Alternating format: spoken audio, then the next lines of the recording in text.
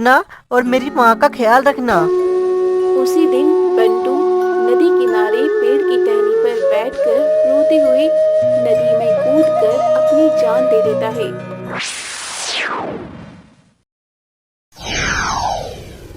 चुनमुन झील के घर में सुंदर सी टुनटुनी चिड़िया का जन्म हुआ। वो बचपन में जितनी सुंदर थी उतनी ही सुंदर बड़ी होने पर भी थी। चुनमुन झील की बहन थी टुनटुनी। टुनटुनी का परिवार बहुत ही गरीब था। टुनटुनी हमेशा सोचती रहती थी कि वो अपने सारे सपने कैसे पूरा करेगी। टुनटुनी सुंदर होने के साथ बहुत ही अच्छी चिड़िया थी। टुनटुनी जंगलों में रहने वाले गरीब बच्चों को पढ़ाती और उनके साथ खेलती थी। एक दिन जब टुनटुनी अपनी बहन चुनमुन के साथ जंगल में घूम रही थी, तब टुनटुन की मुलाकात बंटू चिड़िया से होती है। वो दोनों एक दूसरे को देखकर बहुत खुश हुए। बंटू टुनटुनी को पसंद करता था। बंटू टुनटुनी के घर जाकर टुनटुनी की बहन से कहता है, मुझे टुनटुनी बहुत पसंद है। मैं टुनटुनी से शादी करना चाहता हूँ। ठीक है, मैं टुनटुनी से बात करती हूँ। टुनटुनी जब बच्चों को पढ़ाकर घर आती है, तब उसकी बहन चुनमुन कहती है, तुम्हारे लिए शादी का रिश्ता आया है। शादी नहीं कर सकती हूँ क्योंकि मेरे सपने बहुत हैं। मैं अध्यापिका बनना चाहती हूँ। मुझे महल में रहना है, रानी के जैसे। तभी बंटू वहाँ आया और टुनटुनी को देखकर कहता है, मैं आपके सारे सपने पूरा करूँगा। मैं बहुत बड़ी कंपनी में काम करता हूँ। मेरे परिवार में मैं और मेरी मम्मी और मेरी 2 बहन हैं। मेरा घर महल जैसा है। ये सारी बात सुनकर टुनटुनी खुश होकर कहती है, मैं शादी करूंगी। टुनटुनी की बहन चुनमुन की भी शादी हो जाती है। कुछ समय बीत जाने के बाद वो दिन भी आ जाता है जब बंटू अपनी दुल्हनिया को लेने आता है। दोनों की शादी हो जाती है। टुनटुनी जब कार में बैठकर ससुराल जा रही होती है, तब वो सोचती है कि अब मैं रानी के जैसे रहूंगी। कुछ समय बीत जाता है। बंटू टुनटुनी के साथ में अच्छे से महल में रहते थे। टुनटुनी की सास उसे बहुत प्यार करती है। उसकी दोनों ननद भी सहेली के जैसे टुनटुनी के साथ रहती थी। कुछ समय बीत जाने के बाद टुनटुनी को एक बेटी होती है। सभी बहुत खुश होते हैं। टुनटुनी बंटू से कहती है, अब हमें अपनी बेटी के बारे में भी सोचना चाहिए। उसके लिए अभी बहुत समय है। उससे पहले मुझे मम्मी और अपनी बहन के सारे सपने पूरे करने होंगे। बंटू बेटे, अब तुम्हारी बहन बड़ी हो चुकी है। अब उसके लिए लड़का ढूंढना शुरू कर दो। कुछ समय बीत जाता है। ये वो समय आता है जब बंटू को कंपनी से निकाल देते हैं। ये बात सुनकर बंटू बहुत दुखी हो जाता है और सोचता है कि वो घर जाकर टुनटुनी को क्या कहेगा। बंटू घर जाकर टुनटुनी से कहता है, टुनटुनी, मुझे कंपनी से निकाल दिया गया। कंपनी हानि में चल रहा था, इसलिए मालिक ने मुझे निकाल दिया। अब क्या होगा हमारा? घर कैसे चलेगा अब? तुम चिंता मत करो। जो कुछ भी मैंने कंपनी से पैसा कमाया है, उसे हम अपना घर चलाएंगे। इसी समय बंटू की बहन की शादी का रिश्ता आता है। बंटू बेटा, तुम अपनी बहन की शादी कर दो। लड़का भी अच्छा है और उसका घर भी अच्छा है। बंटू अपना जमा किया गया पैसा अपनी बहन की शादी में लगा देता है। कुछ समय बीत जाने के बाद टुनटुनी का दूसरा बच्चा भी जन्म लेता है और दूसरा बच्चा भी बेटी ही थी।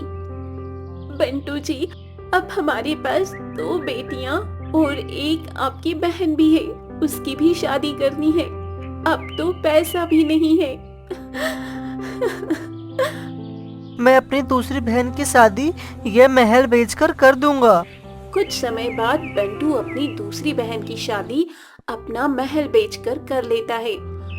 अब बंटू की 2 बेटी उसकी माँ और अपनी पत्नी टुनटुनी के साथ एक किराए की छोटी सी झोपड़ी में रहता है। बंटू काम ढूंढता है लेकिन उसे कहीं भी काम नहीं मिलता है। वो उदास होकर घर आता है तो टुनटुनी कहती है, बंटू जी, अब तो हमारी दोनों बेटियां भी बड़ी हो रही हैं और अब वो भी स्कूल जाने की जिद कर रही हैं और सासू माँ की भी तबीयत ठीक नहीं रहती है। उनकी दवाई भी खत्म हो गई है। वो छोटी सी झोपड़ी में नहीं रह पा रहे हैं। मैं काम ढूंढ तो रहा हूँ ना, काम ही नहीं मिल रहा है, तो मैं क्या करूँ इसमें? जब तक आपकी किसी ऑफिस में काम नहीं मिल जाता तब तक छोटा मोटा काम ही कर लीजिए, जिससे हमारे घर का खर्च और खाने का खर्च निकल सके। तुम क्या चाहती हो कि मैं नौकर वाला काम करूँ? इसलिए मैंने इतनी पढ़ाई की है ताकि मैं आगे चल के नौकर वाला काम करूँ। कुछ समय बीत जाता है लेकिन बंटू को काम नहीं मिलता। वो बहुत रोने लगता है। वो सोचता है कि काम मिल नहीं रहा तो घर कैसे चलाऊंगा। वो घर जाता है तो वो देखता है कि उसकी माँ की तबीयत बहुत खराब है। उसकी माँ कहती है कि बंटू बेटा, मेरी तबीयत खराब है, मेरे लिए दवाई ला दे। जी माँ, मैं अभी दवाई ला देता हूँ। तभी उसकी मुलाकात गोलू चिड़िया से होती है। गोलू चूड़ी बेचता था। गोलू टुनटुनी का दोस्त होता है जो टुनटुनी को पसंद करता था, लेकिन वो टुनटुनी को कह नहीं सका। गोलू टुनटुनी से कहता है कि तुम क्यों रो रही हो? तुम्हारी तो शादी बहुत बड़े घर में हुआ था। मेरे पति को कंपनी से निकाल दिया था। हमारा घर भी बिक गया। इसी कारण से मेरे पति ने नदी में कूदकर जान दे दी। मेरी बेटी की तबीयत खराब है। मेरे पास सिर्फ 1000 रुपए है। मुझे किराया भी देना है।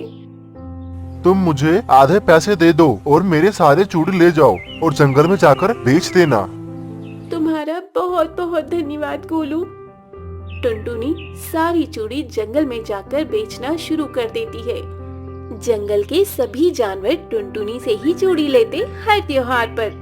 टुनटुनी अब जंगल में घूम घूम कर चूड़ी बेचती और उसी पैसे से अपनी सास और दोनों बेटियों का पेट भरती।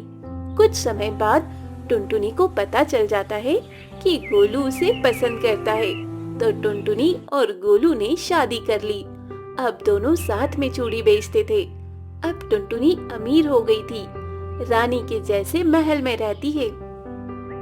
बंटू टुनटुनी के पास जाकर कहता है, टुनटुनी, मेरे पास पैसे नहीं हैं। मुझे माँ की दवाई लाने के लिए पैसे चाहिए। मुझे पैसे दे दो।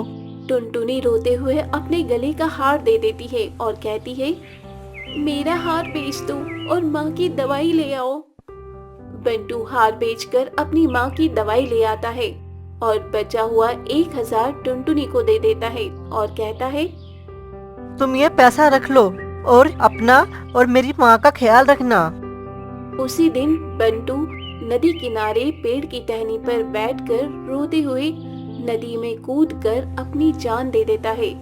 ये सब देखकर टुनटुनी रोने लगी और सोचने लगी कि अब मेरा और मेरी बेटी का क्या होगा। जंगल में रहने वाले जानवरों को टुनटुनी की गरीबी को देखकर बहुत बुरा लगता है। जो अमीर जानवर थे वो पुराने कपड़े, खाना दे देते थे टुनटुनी चिड़िया को। एक दिन जब टुनटुनी की बेटी की तबीयत खराब हो जाती है, उसके पास इतना पैसा भी नहीं था कि अपनी बेटी का इलाज करवा सके। वो सोचती है कि वो अपनी बेटी का इलाज कैसे करवाएगी। ये सोचकर रोने लगती है। अगर आपको वीडियो अच्छा लगा हो तो वीडियो को लाइक और चैनल को सब्सक्राइब जरूर करें और दोस्तों के साथ शेयर करें।